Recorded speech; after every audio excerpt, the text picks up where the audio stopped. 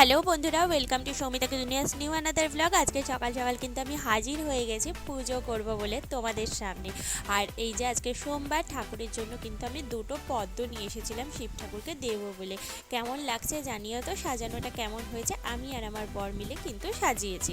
তো ফাইনালি পুজো কমপ্লিট হয়ে গেছে। এবার আমার খেয়ে দিয়ে বেরোনোর পালা, রেডিও হতে হবে। তো তাড়াহুড়ো রয়েছে, আর তোমাদের সঙ্গে কিন্তু এটা একটুখানি শেয়ার করে নিলাম।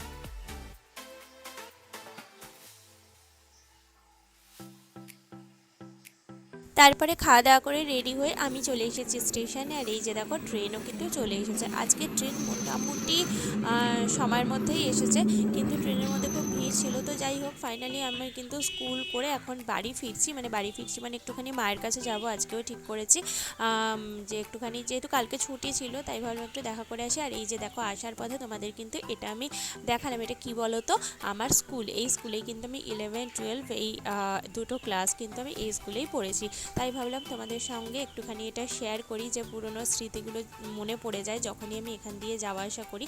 তবে তখন স্কুলটা এত সাজানো গোছানো ছিল না আমাদের সময়। তো এই যে দেখো, এখন মায়ের কাছ থেকে আমি বেরোচ্ছি বাড়ি ফিরবো বলে।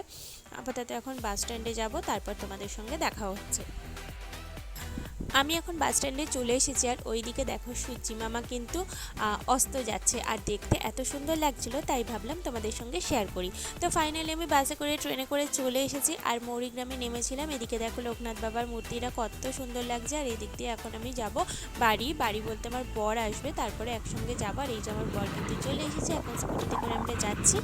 আর বাড়ি ফিরে প্রচুর কাজকর্ম রয়েছে, সেগুলো শেয়ার করব বা করার চেষ্টা করব তোমাদের সঙ্গে, বাট জানি না কতটা হয়ে উঠবে।